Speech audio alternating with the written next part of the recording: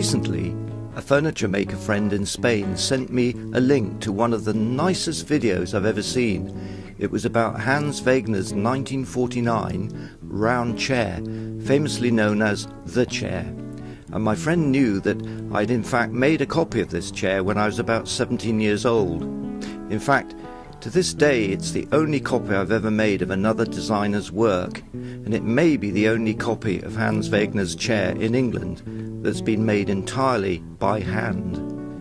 Not only is this chair a wonderful celebration of wood, our oldest natural renewable resource, but of oak, which tells the story of civilization almost better than any other wood, with the exception perhaps of ash.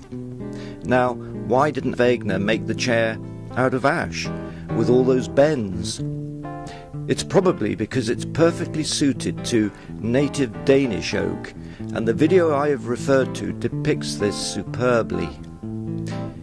In 1979, I actually visited the factory in Denmark making the chair, as part of a Churchill travel scholarship to Scandinavia and Italy. I met the very craftsman featured here talking to the designer Hans Wegner, although I never met the great man myself. Now, I always referred to Hans Wegner as the craftsman's designer, as the chair was an absolute delight to make. My own variation lacked the subtle dipped and bowed front rails, but as in the original 1949 chair, I use cane, which today on my chair, some 50 years later, is still immaculate. Well, I've only used the chair occasionally and just oiled it a couple of times. Yes, my chair is actually half a century old as I speak, and is made of Burma teak. I made it at Shoreditch College, so in those days it was no easy chair to make totally by hand. Of course, today, with modern machine technology and routing in particular, the joints on the one-piece arms and back could be easily modified, and mine were rather crude butt joints with glued tenon inserts. But I remember what a delight it was to spoke shave the sculpted arms and back as they flowed from the horizontal to the vertical.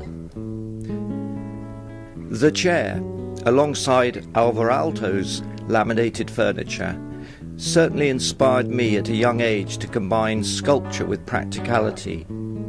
I borrowed a modern example of the chair for my first lecture of Furniture Today at the University of Bath in 2002.